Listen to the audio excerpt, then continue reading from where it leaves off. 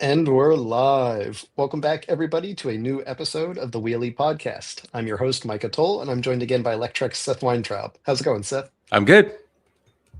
Awesome. And we have a bunch of news stories for this week. We're leaning very heavily e-bike this week from some interesting new law stories from New Jersey, Amsterdam, all over the place has some new e-bike laws on the books. We've got some good news about Rad Power Bikes, which is a nice change of pace considering most of our last Rad stories haven't been so positive. Yeah. We've got an interesting look at what happens when companies fake their UL certifications for e-bikes. Honda has a new electric scooter, a seated kind, 50 miles an hour, not your standing scooters, and a few other stories. But where are we going to start with this week, Seth? All right. Rad Power Bikes may be saved. A mysterious buyer steps forward. Yeah, so this is the latest sort of stop on the roller coaster of the Rad Power Bikes saga. So to catch you up real quick, the company used to be the leading e-bike company in the US. Financial troubles over the last few years. In December, they filed for bankruptcy, and their assets were put up for auction with the hope being that someone would step forward and basically buy the company and try to save it. So the first stage of that has come true. There was the bankruptcy auction, and the winning bid was somewhere around $13 million, which is probably a pretty sweet deal for an entire electric bike company. Now, Rad is not the size it used to be, but I Yeah, mean that's a that's a that's a billion-dollar company a few years ago. yeah, I mean that's like the Louisiana Purchase of e-bike companies right there. Actually, even cheaper than Louisiana Purchase, I Yeah. think. So now we don't know what this actually means in terms of the future of Rad, at least the way it operates today, because this company bought Rad. It's an interesting sort of e-bike, e-mobility holding company. It's called Life Electric Vehicle. They often just go by Life.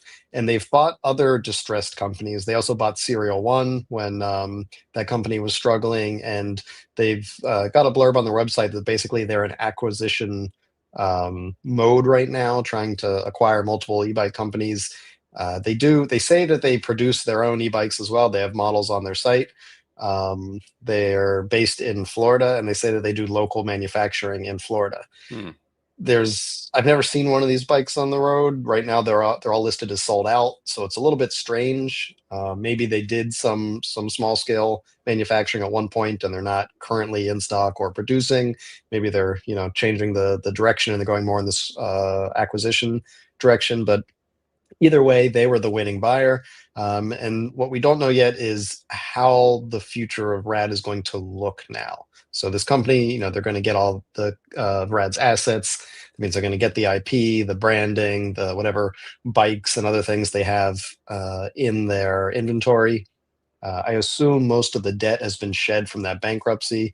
I don't know how much would be left, whether I think the largest component of Rad's previous liabilities were tariffs that still needed to be paid. So I don't know if those were shed or not. But this could mean good things for the company if Life is really planning to actually continue operating Rad the way we sort of know and love today. Does that is that even a profitable opportunity for Life? Are they more interested in the IP or even just the inventory? It's just hard to say right now, especially because this company is not like a well-known e-bike company. They're a bit of a mystery in the e-bike space because they just don't have a lot of previous sort of interactions with the market, and what they have done seems to be either small scale or in the past. So it's a little hard to kind of make heads or tails of what exactly is gonna be going on here. I mean, what do you think the future looks like here, Seth? Well, I don't know much about this situation, but I know that Serial One is still selling bikes, but they don't look like the Serial Ones that I remember. Right? That's those are a little different. They have Um, the Rush City is there, but they're also selling these things, Generation Three, which they don't. They kind of look like they didn't come out yeah, of it's a the heart. good point. That one on the left seems a bit Seems a bit strange to me. It doesn't have that same frame that we're used to, I don't think. Though they do have Oh yeah, that sort of like mid-drive enclosure. There are a lot of similarities there. I'm not sure if some of this is modified frames that were in stock or what exactly. Um, I also haven't seen any of these new bikes anywhere. anywhere. So yeah, maybe I mean, they could be out there, but I'm not I'm not entirely sure what's going on there. Yeah, and they're still advertising themselves as, the Skunk Works project coming out of Harley Davidson Product Development Center.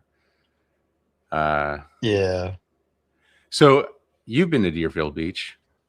Uh, you don't see a lot of technology or bike manufacturing prowess out of there. It's mostly like senior frogs, uh, senior living centers, and I'll be there. I'll Yeah, be exactly. there at the end of the month. Actually, we're going down to Florida to visit my girlfriend's parents. So maybe I'll snoop around the facility there and see what's going on. Yeah, well, I sort of snooped around on Google Maps, like on the Street View, Uh and huh. at least according to Street View, there is like a storefront there. It's in like an industrial park, and Okay. you can see the company's van parked in the parking lot. So Oh, they yeah, it have a van. would be interesting to see. Yeah, I mean, if you've got a van, that's how You're you know halfway you've there. made it. Yeah,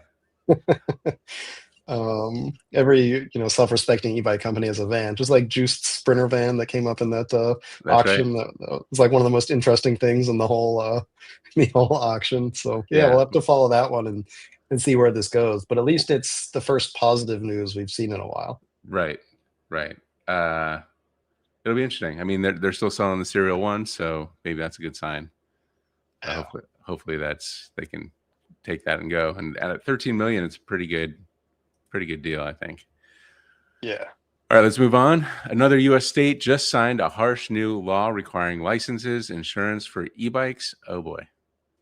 Yeah, so this is New Jersey, and this got a lot of pushback. I mean, it got tons of press. There are some supporters, but generally, the most common reaction I've seen is that this is just way overstepping. So the new New Jersey law, it does several things for e-bikes. First of all, it removes the three-class system. So generally in the U.S., the majority of U.S. states use the three-class system where all three classes are limited to 750 watts. Class 1 and 2 can go up to 20 miles per hour or 32 kilometers per hour. Class 1 does not have a throttle, Class 2 does. And then Class 3 gets a higher speed limit of 28 miles per hour or 45 kilometers per hour, and it does not have a throttle. So that's been the system that most states have adopted in the US. New Jersey had adopted it, but this new law officially removes that three class classification system and instead basically treats e-bikes like motor vehicles in that you need to get insurance, you need to have a driver's license, and it's basically sort of like a motorcycle. Now it doesn't need to meet the federal motor vehicle safety standards for motorcycles, but you do need all of the regulatory, or at least for the person, regulatory requirements of licensing, insurance, etc. There are several other smaller parts of this law. Some parts were trying to prevent e-bikes from being sold to minors. There's a 1 year ban on online sales, which I think is meant to sort of give the state the chance to get ready for enforcing this. I should also mention that this law does not go into effect for 1 year. So there's sort of a grace period to get ready, though there are many groups that are currently attempting to get New Jersey to reevaluate this bill and potentially amend it to make it a little more, um, basically to make it less harsh. Because the problem here is that it's basically just going to turn a lot of people off of e-biking, right? Like if you have to go out and get a driver's license, which a lot of e-bike riders ride an e-bike because they don't have a license, or if you need to start paying for insurance, which right now there are not a lot of options to get insurance for an e-bike or an e-bike rider. Like it's just not. I mean, it's very new in the e-bike industry just to have e-bike insurance as it is. So there are a lot of problems here that just put up hurdles for people that would be deciding to buy or use an e-bike. And for anyone who promotes e-bike advocacy and wants to see more people riding bikes, more people getting out of cars, reducing traffic, that sort of thing, this just kind of sends all the wrong messages, and it just puts up a huge roadblock for trying to encourage e-bike use. Now, I understand that the goal here is to create a safer system, so that I guess in theory the thought is that if everyone has a driver's license and they know the rules of the road, if everyone has insurance, then they're better protected. And if you run over somebody, like you've got liability insurance to pay their medical bills or something like that. But in practice, this is just such a crazy overreach of a law, because it takes e-bikes so far beyond what they ever were and removes this three-class system that has so far worked incredibly well. Now, that doesn't mean that there aren't e-bikes out there that abuse the system or are out of class, or people who ride Suron, Talaria, those types of basically small electric motorcycles and pretend that they're e-bikes, that sort of thing. There is still abuse, and there are other states that are uh, enacting different laws to cut down on that, and that is a real problem. But it's a different problem than class 1, 2, 3 e-bikes being sort of ridden by 15-year-olds kind of thing. And so, in my opinion, this is just like an insane law that goes so past what would have been helpful in terms of creating a safer environment for e-bikes and for people that interact with e-bikes, pedestrians or any other road user. And I'm guessing I'm not alone on on that feeling, Seth. Yeah, my gosh, like why are we doing this? Like, there's so many other options, so many um, choices. I don't know. I hopefully that the backlash is enough that other states are encouraged not to follow suit. Yeah, and I think that a lot of states are going to see this and see the huge backlash and think like, all right, so maybe this isn't the right way to go. At least that's what I'm hoping. As an e-bike advocate, that this will at least serve as a warning for states that are enacting their own bills. Like, oh, everyone freaked out about that one, so maybe that's kind of the line, and we don't go that far. But maybe that's just wishful thinking. We'll see. I mean, we're going to find out pretty soon, I guess, right? Yeah, yeah, absolutely. But I do know there's a lot of effort from multiple advocacy groups hoping to work with New Jersey to repair this law a bit and make it a little better. And even from groups that have really pushed back against Surons and those types of bikes, that are against this law because they agree it goes so far. Yep. All right, let's move on. That's hopefully some good news coming up here. The Clever Way food trucks are now using e-bike batteries. Yeah, so finally some fun news here. This one is a really cool story. I'm excited about this. So this is based on a system called Pop Wheels. It's a New York City based battery swapping startup for e-bikes. And they're sort of like a Gogoro, if you're familiar with that, for electric bicycles. They focus on serving mostly delivery riders in New York City. So all of the the folks riding around doing Deliveroo, Uber Eats, Postmates, that sort of thing. And they've got this system where you can sign up and then you just get I think it's you pay a base fee and you have unlimited swaps, if I'm not mistaken.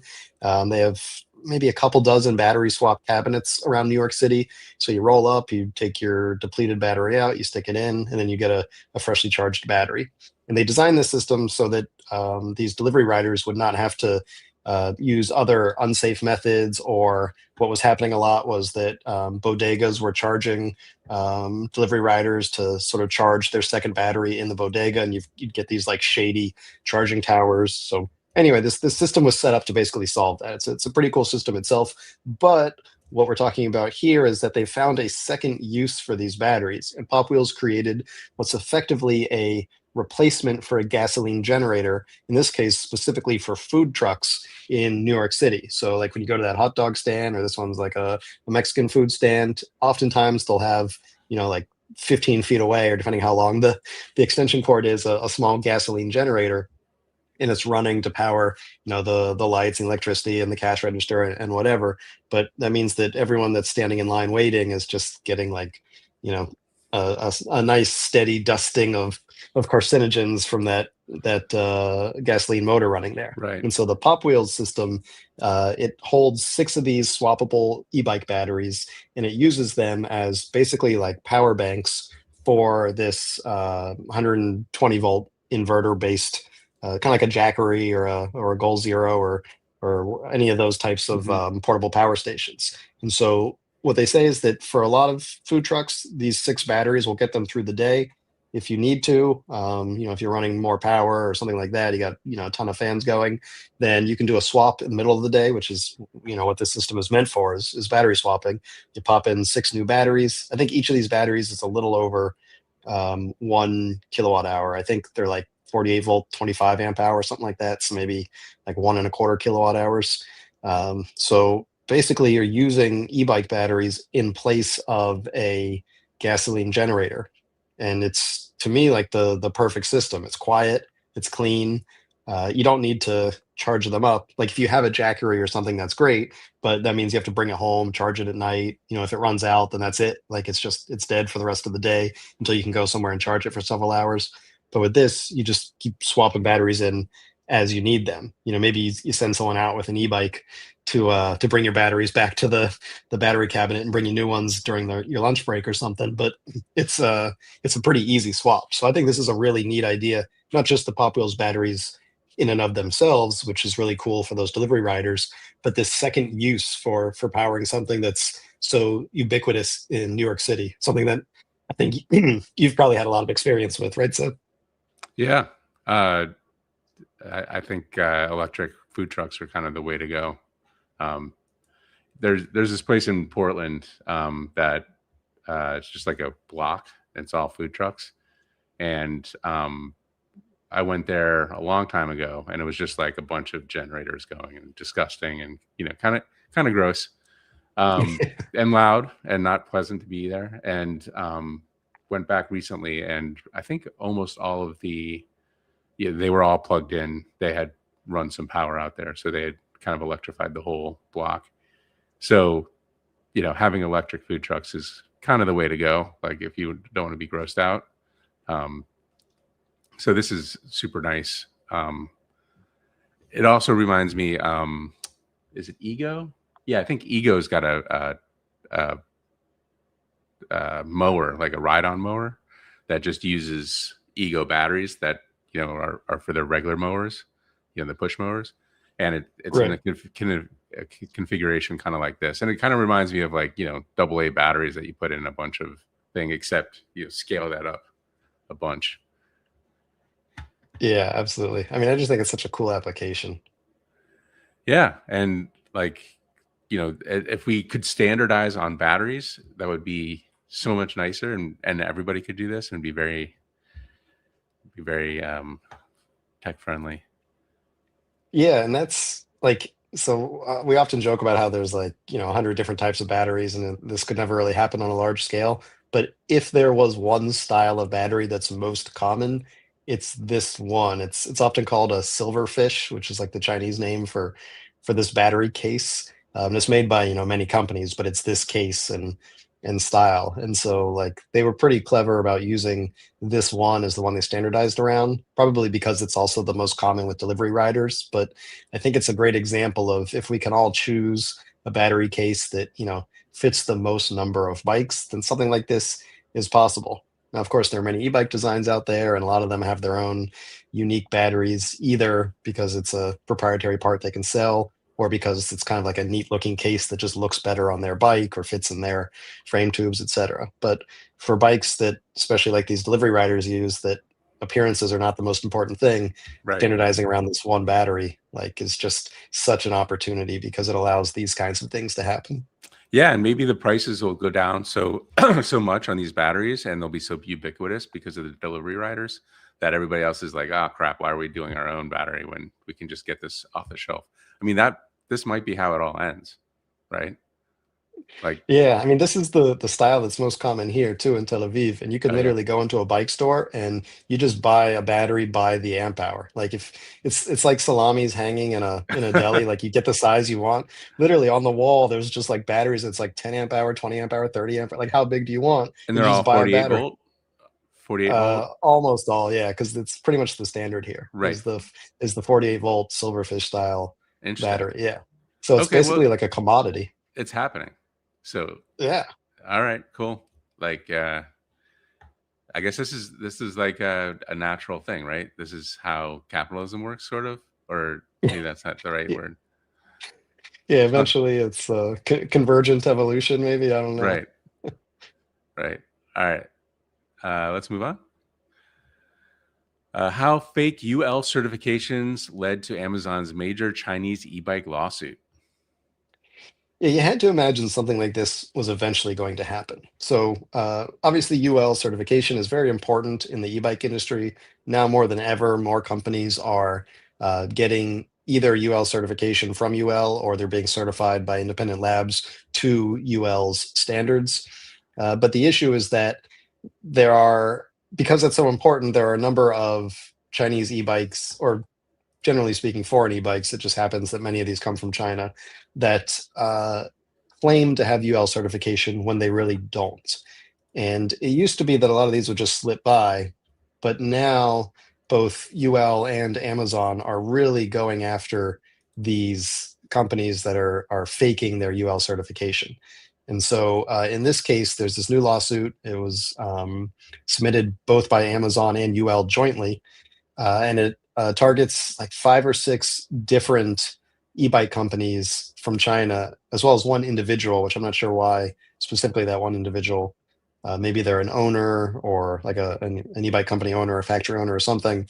But basically, these are all companies that have marketed on Amazon their e-bikes as having UL certification when they do not. Usually, what they'll do is in their images, they'll put like the UL logo and they'll say UL certified. And obviously, none of these were, and that's why they're all cited in this court case. One of the main brands that we see floating around a bit is the I think it's pronounced APAS or IPAS. It's AIPAS. That's like a very common brand on Amazon. Another is the A4 brand, which I see from time to time on Amazon, eBay, that sort of thing. But there are several Chinese e-bike factories or e-bike companies, I should say, that are named in this lawsuit. And there's an important distinction here that I think gets lost a lot of the time when people talk about UL certification, and that's the issue of UL certification versus UL compliance. And while there are some e-bike companies that get actual UL certification, one of the ones that we see most commonly is Velotric, where they actually have like that holographic sticker from UL on the bikes, and it's got a UL number, and you can look it up in the UL database. A lot of companies are rather what is called UL compliant. So like Rad does this, Electrek e-bikes does this, several others where they have other testing agencies, reputable, high quality. The Swiss SGS is one of the main ones that does it. But there are these other testing companies that will test different products to make sure that they meet all of the UL testing tests basically to reach UL certification. Now that doesn't make you certified by UL, but it means that these high quality, respected standards companies have tested and confirmed that you do meet those testing levels, so you're compliant to those UL tests, and so that's kosher in a way. Like you get certification that you meet those tests if it's from a reputable lab, but you still can't say UL certified if you're not actually certified by UL's like for-profit testing arm, which in itself is different than UL's non-profit standards arm, which creates the standards. And then Right, you get and into an issue. that's the Yeah. problem, right? It's like the for profit UL thing is expensive, right, and kind of like unnecessary. So Yeah, I don't know if it's not, I wouldn't say unnecessary. It unnecessary. is, yeah, it It's is expensive, expensive. right? Yeah.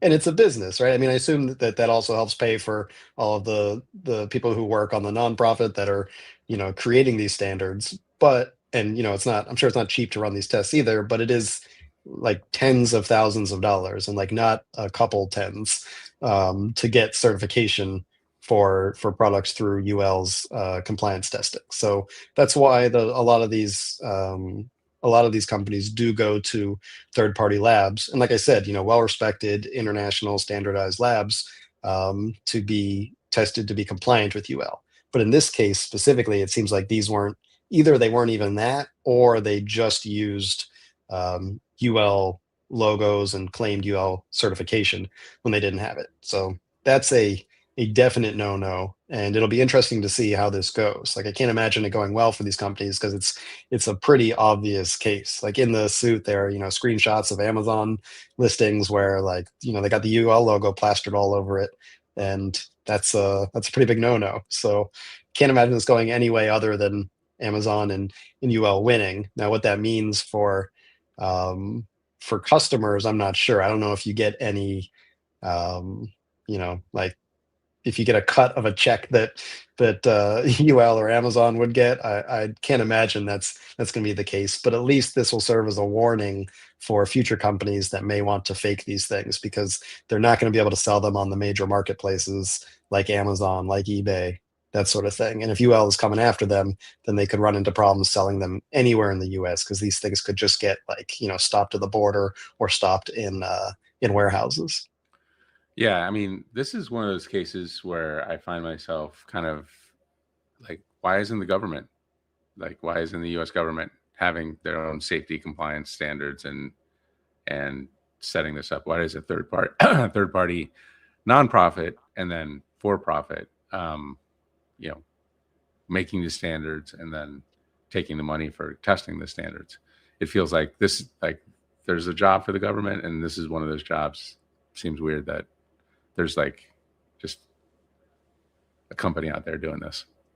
Yeah, well, there's the capitalism that you brought up Right. before. Like they created a need, and then they like served the need. So like I get how it happened, but it's not a perfect or even a great system, that they're sort of on both sides of that. Yeah, and so like in New York City, they are saying that you have to go to this business to get UL certified, right? I'm sorry. Like, you know how New York requires UL certified batteries? Right, right, yeah. So they're saying, hey, you have to go to this for-profit company, give them some money to get certified to sell bikes in New York City. So I need to look deeper into that law, because I believe that there is a sort of an asterisk that, like, or it can be certified by, a internationally recognized standards, whatever. So it might not be purely UL, but that's the general gist. Or it has to be certified to UL, but not necessarily by UL. Yeah. Yeah. All right. Well, I guess good for them for keep it. Like, it's strange that Amazon's actually on this one, but um, good for them for So they're keeping. Yeah, Amazon's claim is that their warehouses were made unsafe by having a bunch of these, Uh, supposedly, because like you would need, I think in several Amazon warehouses, you would have to be UL compliant to be there, and that these were not.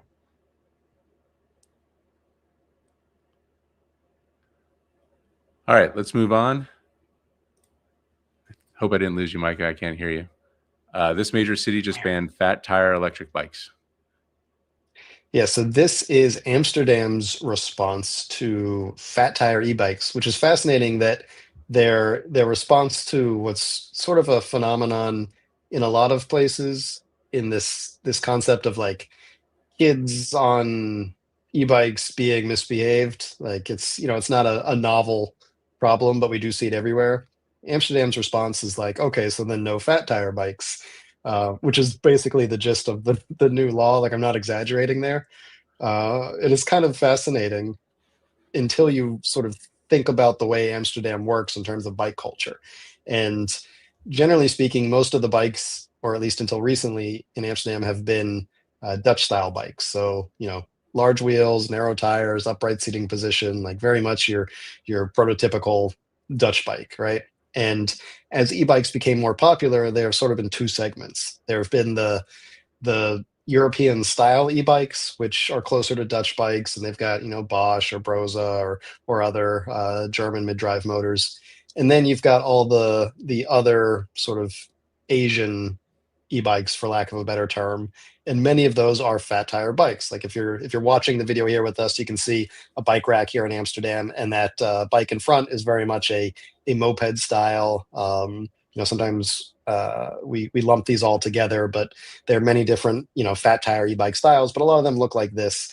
And the issue is that when you have these illegally fast e-bikes, especially in Europe, almost all of them are going to be this style, because if you've got a European made motor, like it comes from Bosch or Brose or any of the other big names, they're going to be compliant with the local speed and power limitations.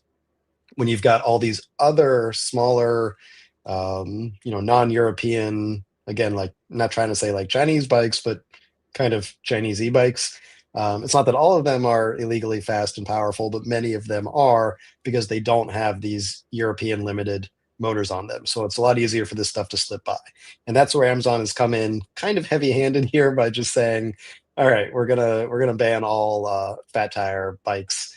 And right now, this is from a part of the city which is the main cycling area. I forget the Dutch name of this park area, but there is talk of expanding this ban potentially citywide, and also there's discussion of other parts of Netherlands also getting fat tire bans. So it's kind of funny, especially as like Americans looking at this from a distance and going like, "Oh, haha, they just banned like any e-bike with fat tires."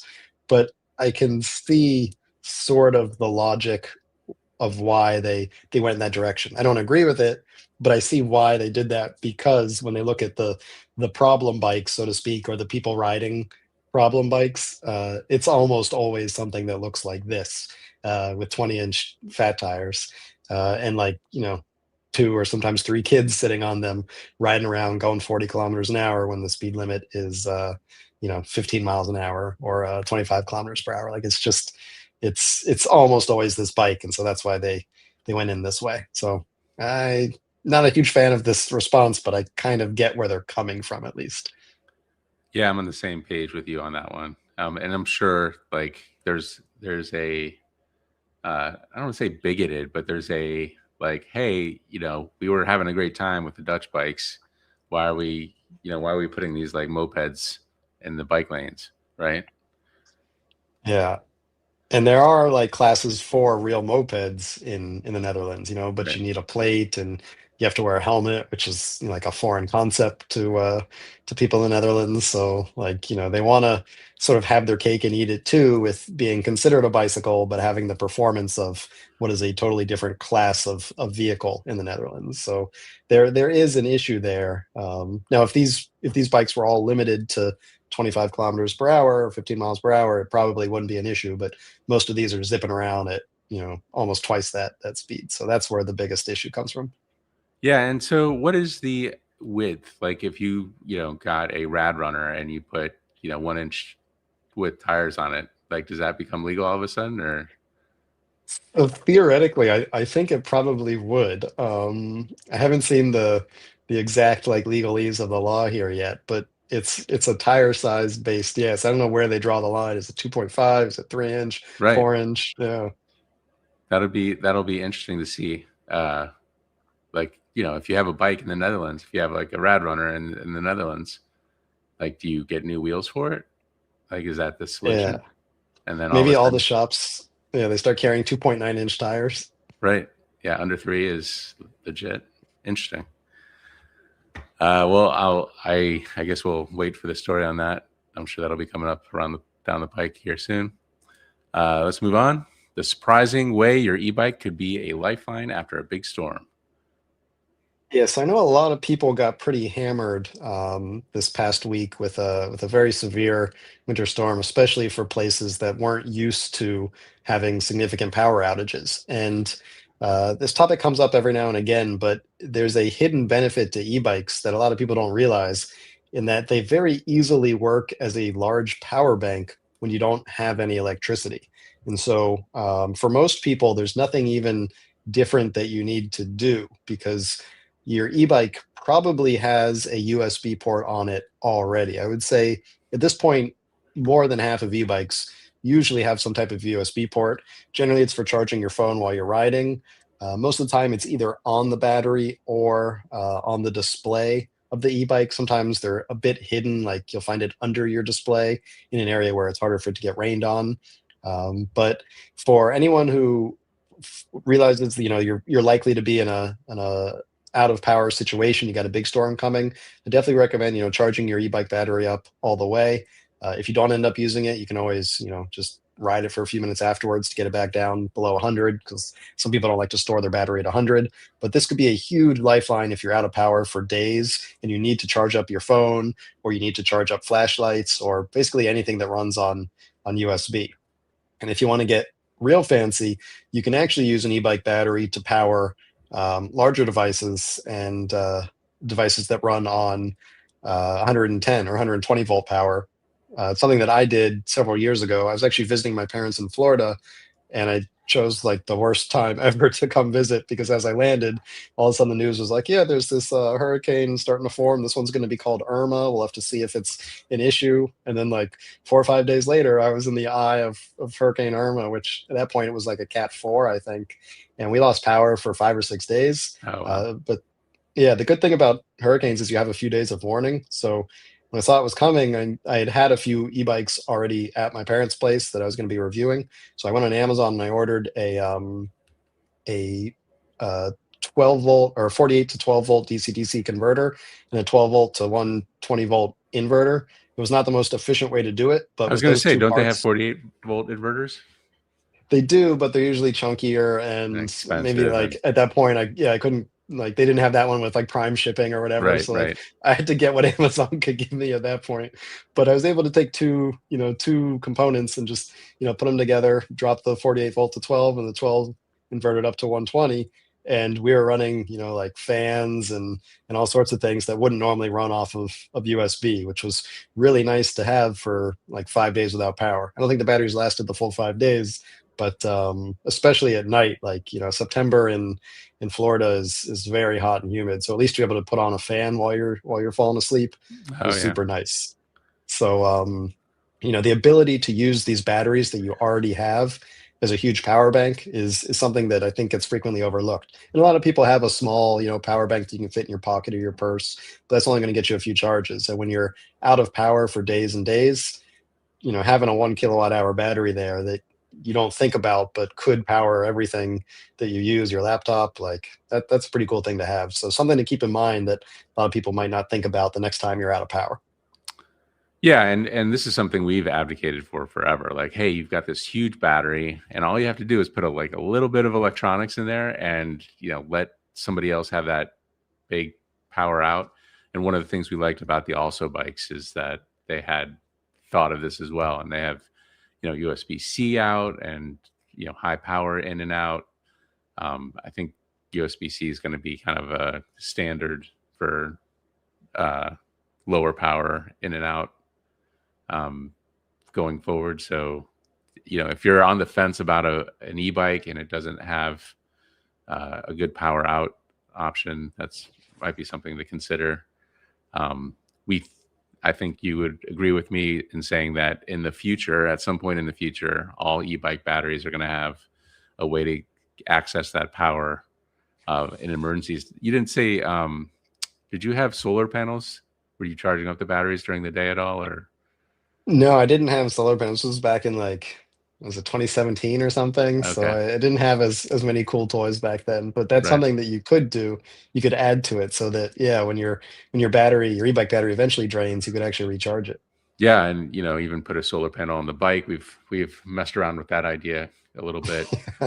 Hasn't really come to fruition quite yet, but there are a bunch of e-bike riders who have like solar panel trailers that generate enough electricity to keep them going. So it's all. I mean, yeah, it's just part of the battery ecosystem, and hopefully, the parts needed to make batteries into full, Jackery type solutions come down in price and are commoditized, so that it's just part of the setup.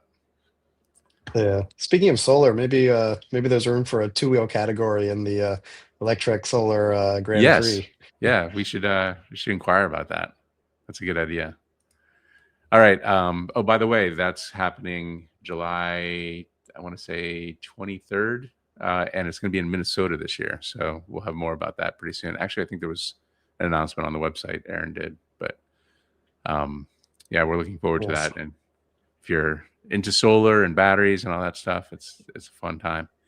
All right, let's move on. Honda's new 50 mile per hour commuter electric motorcycle rolls out with interesting battery choice. Yeah, this one, especially as a battery nerd, I find it very interesting.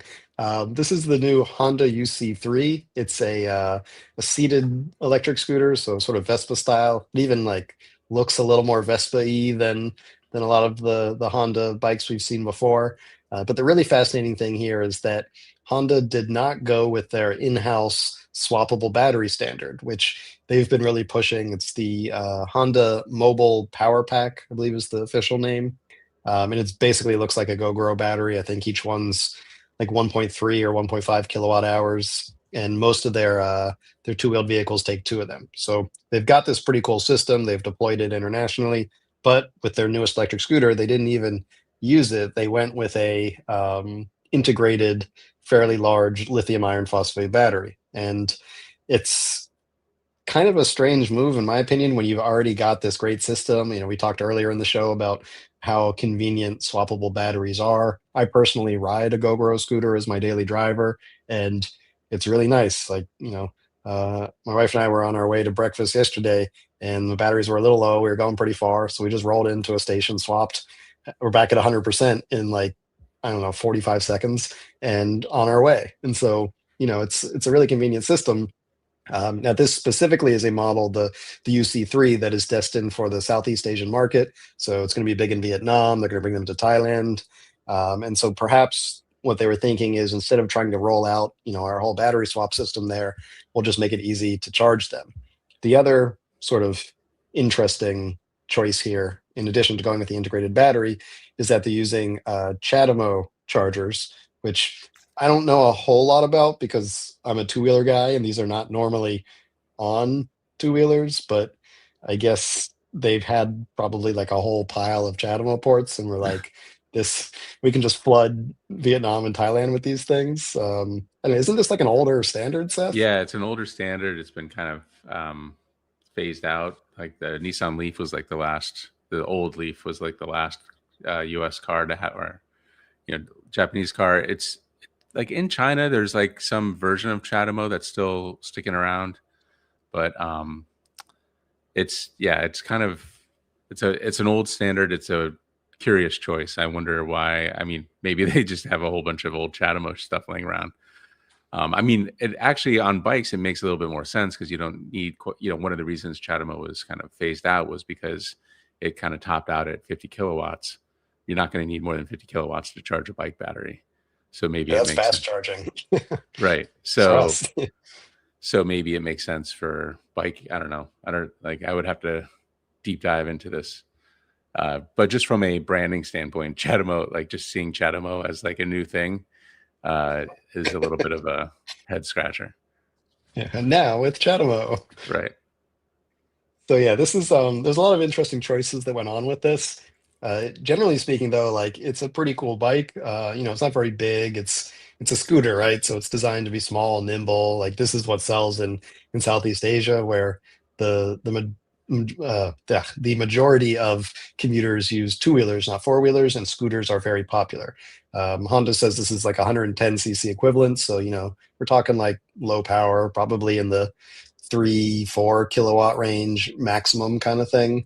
But a cute little scooter and something that if they brought it to Europe, I think would do quite well. I can't imagine them bringing it to the US anytime soon. We just don't have a very big scooter culture outside of, like some pockets in California and that sort of thing. But certainly in Europe, I could see this doing well. Though there, I would have loved to see the swappable batteries because there's just so many benefits to being able to swap like that. In addition to the purchase price being able to be lower, I think this one was um, surprisingly expensive, at least for the Southeast Asian market. I think the equivalent price was somewhere around $4,000 to $5,000. So not super cheap, especially considering that salaries in Vietnam and Thailand are significantly lower than in the West. So um, this was, certainly more expensive than I would have expected it to be in these markets. And having swappable batteries would have allowed it to come in a lot cheaper because generally there's some sort of subscription plan that you pay for the swapping. And so, it could be that in the end you end up paying the same thing, but you pay it out over, many years instead of upfront. So a lot of sort of strange choices, but otherwise a pretty cool looking scooter and one that hopefully we'll see roll out into more countries, not just Southeast Asia. Yeah, I mean, once they have it, mass produced, it's not going to be a big step to beef it up maybe for the European market and other markets that are maybe more mature.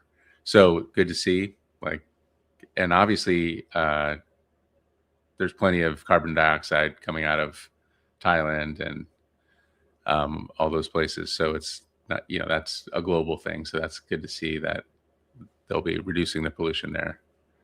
Yeah, yeah, absolutely. And Vietnam just in the past year, maybe this past summer, fairly recently announced that they were going to be banning the sale of gasoline powered cars. And so it's like a phased, actually, I think it might have just been a couple cities in the beginning, Ho Chi Minh and I forget the other one, but I think it's intended to spread throughout Vietnam.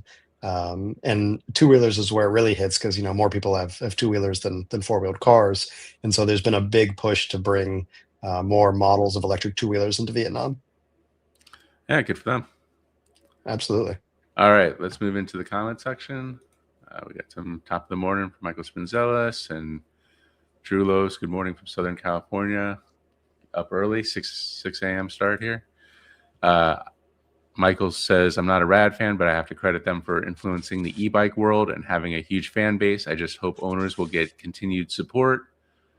Yeah, that's a good question. Do we know, like, if the Serial 1 owners are getting any support from the new entity? I don't know off the top of my head.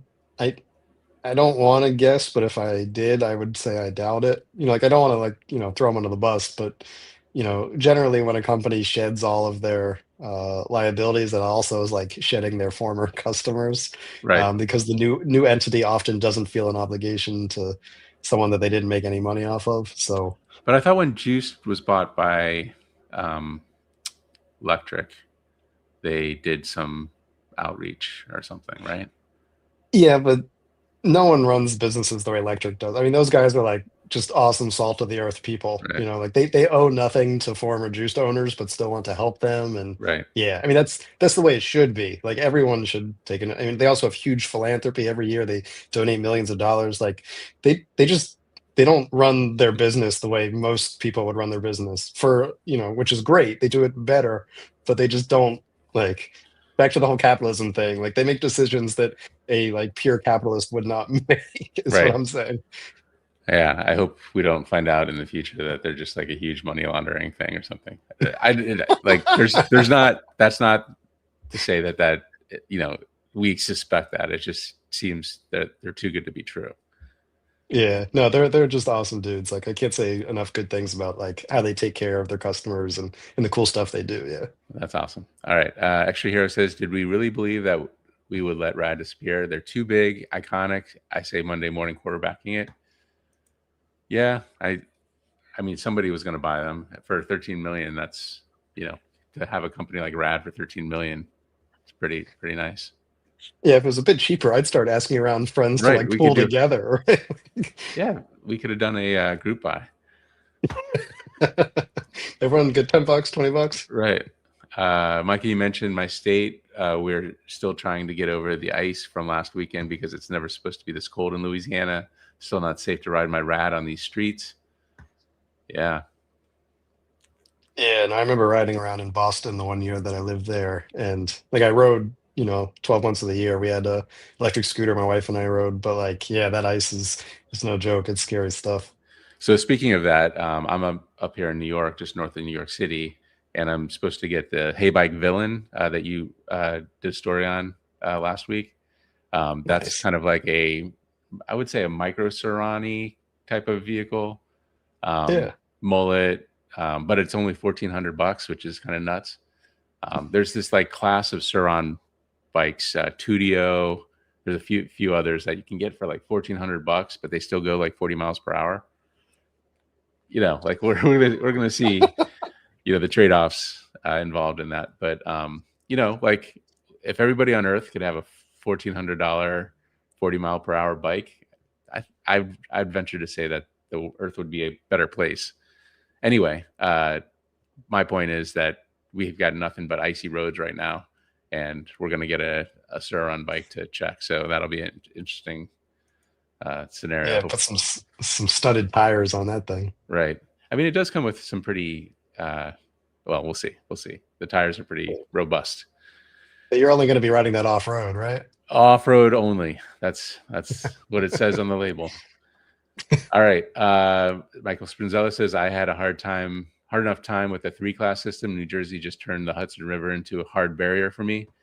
It's funny you say a hard barrier in the Hudson River because it's frozen over for the first time in a while. But yeah, Yep. That's lame. All right, crazy to me that the mayor of New Jersey signed this bill with all of these restrictions. I'm sure the mayor of New Jersey had no idea what he was putting pen to paper on. Just advisors pointing him where to sign, I'm sure. Yeah, Or unfortunately. is it her or him? I can't remember. I believe it's a him. Okay. I call my DIY e-bike no class because it doesn't mean I ride without class. There you go. Let's move on. Drew Lowe says, I have a buddy that upcycled his e-bike battery cells to make a charging back for his laptop. Works really well too. It's a great idea. Charging bank, he means. Sorry. Back works too, I guess. I love the Pop Wheels idea. In my opinion, battery swapping is the future for the BEV world. I haven't seen them in the wild yet, but I'll be looking. Yeah, swappable makes a lot more sense for two-wheeled stuff. A Tesla battery's gonna weigh a couple tons. You don't want to. That's gonna hurt your back. So Yeah. And even like the smaller two-wheel stuff, the seated scooters are where you start to run into the limit. Like even the electric Vespa went with an integrated battery instead of a removable battery, and that was one of the first to do that. And back then it was like, who's gonna like plug in their scooter, man? But yeah, that's sort of where it starts to draw the line because at motorcycles, I mean the Sondor's motorcycle had that removable 4 kilowatt hour battery, but that thing was a beast. So yeah. by that size, like it's just swappable becomes an issue. Yeah, I mean, we've seen a lot of companies go with multiple batteries, and that's good for a couple reasons, but obviously not as efficient from a packaging standpoint. I agree. Years ago, I'm sure it was too expensive, but now it's readily available and won't break the bank. I'm not sure the context on that one. Yeah. I think we were talking about charging or the swappable batteries. The food truck story is confusing to me. They all use propane to run their grills, and that thing in Portland that Seth mentioned with the shoreline to get them electric power is how you electrify. Yeah, I mean, there are propane grills.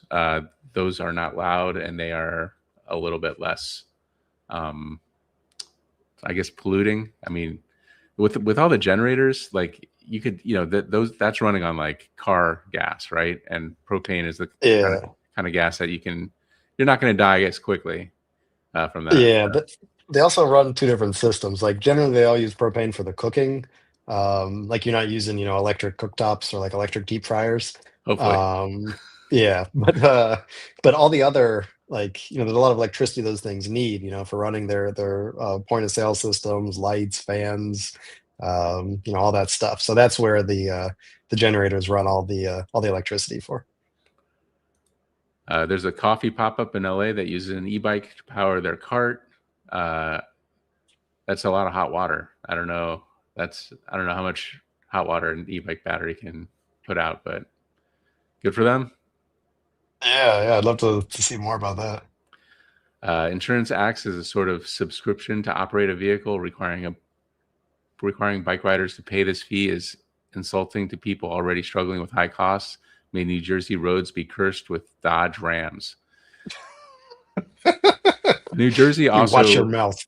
yeah, New Jersey also requires you can't self pump gas. Yeah. And for a while, they were thinking about moving that to electricity. So there'd be like somebody sitting by a Tesla charger, like plugging in your charger. But they didn't. But can you Dude, I'd love imagine? for someone to charge my bike for me. That'd be great. Like, Right, can I get like a bike butler? right. Uh, Amazon's stance on UL compliance is unclear. They won't ship many e-bikes to my address, but some obviously non-USC compliant bikes seem to slip by. That's interesting. Yeah, I Amazon think any has, system that size though, like, it's not going to be like a impervious barrier. It's just going to slip through.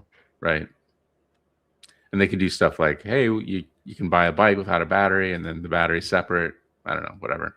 Yeah. Or the bike is like listed as a cheese grater or something, so it Right. doesn't get flagged in That's their system. that's probably what. Yeah. Is there a governing body that actively seeks out those companies that don't have proper UL certification and continue to sell bikes online and brick and mortar? I mean, it's legal still to in almost all jurisdictions to sell a non-UL certified battery. So, Yeah, yeah, that's the thing is that there's no federal requirement. At this point, much of the industry is sort of self-regulated to go towards it, but there's no federal requirement. The CPSC is like sort of talked about maybe at some point discussing a federal requirement, but it seems like it would be a ways off. So, there's no governing body to check that stuff because it just isn't required outside of specific jurisdictions like New York City or I think California. If they haven't, then they're moving towards requiring UL or other standard compliance. But yeah, there's no real requirement at this point. Easy E13 says Scott Hardesty, yes, has been on Apis about their false battery claims. Do you know about that? I don't know who that is. Um, yeah, he's another YouTuber. I actually met him at an event that I covered the that chair thing for Electrek. Hmm. He's another YouTube like e-bike reviewer. Okay. Interesting guy, like fun guy, but he's definitely got his own style. But yeah, apparently he's been calling them out for their fake battery claims. That's great that someone is. Oh, good. Uh, the U.S. government is busy plotting against Greenland. I'm sure they can multitask a little bit. All right, Carl in San Diego. The trick with government certification is that we don't generally have federal certifications for things. We do it by state or local. So I think the UL system is fine, but we knew there would be cheaters. Yeah, yeah, And Michael says it's a social thing in the world of Dutch style bikes. Fat bikes look like hooligans ride. Yeah, I definitely get that vibe. Like, I don't know if I was in Amsterdam or somewhere else, but like, there was definitely like people. Yeah, yeah. I don't know what the term is, but like, uh, raising their nose at fat tire e-bikes. Um, yeah, so yeah, myself, I wish there were more variety of skinny tire e-bikes. Yeah, I mean, those work quite well. I think the problem, I mean, I would say the problem with electrification is that it makes fat tire e-bikes easy to ride, because if you've ever ridden a fat tire acoustic bike, it's kind of hard to pedal. It's not very efficient. So, yeah. and if Quads of you've steel. if you've ever run out of battery on your fat tire e-bike, you know that Oof. you really don't enjoy that experience. I see that photo of the band Fat Tire, and it looks like a Rad Runner design to me. Yeah, I think there was a Rad Runner in the lead image. 1 inch, that would be look hysterical. Racing tires on a fat bike. Yeah, tire size is just silly. We lost power. So hold on, Oh real yeah. quick with Drew. So Drew has a dog in this fight. He's playing it all cool there, but Drew is from Super 73. I forget your exact title, Drew. I think it's either chief of marketing and or he also runs the communities, like all the cool like community stuff goes through Drew. So I mean, awesome guy, but he's got a bit of a dog in this fight when it comes to fat Right. tires. Right. Yeah. All right. Extra hero. We lost power. Having my e-bike battery was comfort. Yeah. Absolutely. I'm currently in trying to figure out if I want to get a second battery for my e-bike or get a Jackery that would keep on the bike permanently to charge whatever.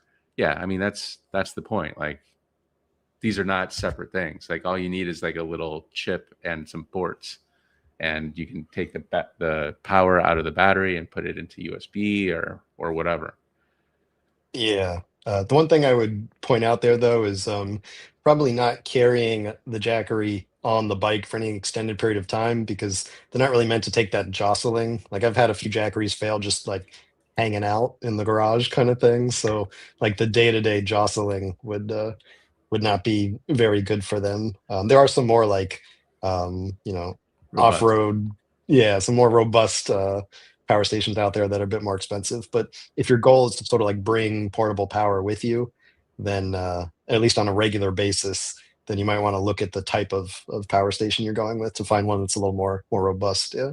Yeah, or look at the Also bike. They have a nice Yeah. combination there. By the way, how are they doing? I don't know if I've seen one in the wild yet. Not that there's a lot of e-bikes around here, but uh, Yeah, I'm not sure. That was the worry from the beginning was like, all right, like huge launch, also ton of money spent on that launch, but like, are they gonna sell? So yeah, it's hard yeah, because as we've said ad nauseum, like they've done an incredible job doing really cool technology stuff. But like, is the experience on an Also bike going to be three times as good as electric bike or whatever? Like, and not everybody drives Toyota Corollas, so maybe there's a market for the high end there. All right, Drew's back. I have an Anchor and an EcoFlow to charge my batteries as well as other devices, mobile and easy to use. Yeah, EcoFlow makes huge batteries, they like house batteries.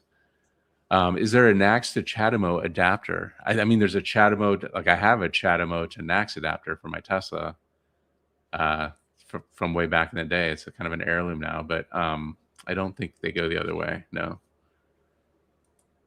I put the Minnesota solar event on my calendar. I'd love to come up and volunteer for the weekend. Fantastic. We'd love to have you. Aaron, who wrote the post on Electrek, is kind of coordinating all that stuff. So get in touch with him. It's ARIN at Electrek.co. That'll be fun. Be fun to meet as well. Ray Living Good. I use a battery power station to link my e-bike scooter and Greenworks tool batteries using DC to DC converters. To add multiple batteries, I use battery blender type devices. That's interesting. Yeah, DC to DC converters. That's frustrating that we even have to have those in this world. Like, 12 volt, 48 volt, pick one, like the, the, all the, like the Greenworks and the power tools and all that stuff. Like, let's just pick it, like, fine, pick a size. yeah, if only it were that simple. Right. I'll temper my hopes to Rad continuing to have parts for current owners. I mean, my one thing with Rad is like they are such a big base of users and their bikes are relatively good quality that they're going to be around for a while. So even if Rad, the new entity doesn't continue to stock parts, I imagine third parties will jump in because they also Yeah. use mostly commodity stuff. Yeah, there's also that service we talked about when I visited Unoral's factory in China. That Unoral started that BKRE service where they basically supply parts for e-bikes of companies that have gone out of business because they're so well connected with basically every e-bike supplier or e-bike parts supplier. So they step in when companies have gone out of business and they can get, controllers and displays and all sorts of stuff for customers. So in addition to places like there are already stores in the US like Area 13 and a few others that sell like rad compatible stuff, but there will be more services like you said that I'm sure will jump in to fill that vacuum. Yep, it's just too big of a user base. I use 1.5 inches on my high-speed commuter e-bike, and I would say that it's pretty optimal for people who can fix a flat. E-bikes manufacturers are targeting people who don't fix flats themselves. I mean, fat tire bikes get flats just as easily. I mean, I guess if it's a thicker tread, maybe it's a little bit more robust. Um, I mean, for me, like having a fat tire bike makes potholes a little. It's like more for the suspension and the Yeah, comfort. the comfort. Yeah, the comfort makes a huge difference for me. I mean, I still like would probably go for like a 2.5 or, max 3. I'm not like super big into 4-inch tires, but certainly over like a racing tire. They're just so much more comfortable in my opinion. You can run them at lower pressure also.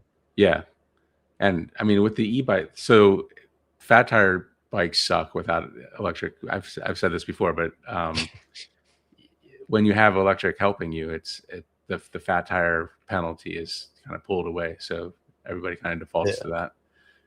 Um, the cycle satiator can handle jostling. It can only charge from an electric outlet, but can add charge at most stops. Yeah, that's a kind of a higher end charging. I mean, it's just basically a charger. The cycle satiator. I think that was an option on juiced bikes for a while too. I think it's originally made by that Canadian company, Grin Technology, and I think Right. Juiced offered it. But yeah, I mean, it's a very very nice charger. I have one somewhere. Gotta find it. Cool. Let's see. One more. I still get emails from Also, and I don't think they're delivering yet. Yep. It's like one of those things where like you kind of feel like you know the ending of the story, and you don't want it to be true, but yeah, we'll see. Yeah, it's the e-bike we deserve, but not the one we need right now. Right. The last email I remember, they were trying to get me to buy at the intro price because that price was about to go up. Yeah, that's a thing they use. And It'll Jews, always be about to go up. yep, Jews. Up from England, I bought your battery book, Micah. Oh yeah, battery Oh, nice. battery books are awesome. Don't want flats. Pump to max psi. I haven't had a flat in over a decade. That is awful advice. Is it like won't things pop more if it No, I if, mean, is that so right? it I don't know. depends. I mean, so that protects against the pinch flat, which is a very Oh right, common way. Yeah, so like there is something to be said there, but I'm guessing that Michael Sprinzellis's bottom is a lot more adjusted to his bike seat than a lot of newer right. e-bike riders that Probably good are not suspension used to too. taking that. Yeah, so there's a personal price you pay for that max PSI. Yep. All right, that's it for the comments. We'll All see. right. Thank you everyone for tuning in. A great group of commenters this time. Always glad to have you guys here taking part in the podcast with us. We will be back here in another 2 weeks for the next episode of the Wheelie Podcast. See you next time, everyone.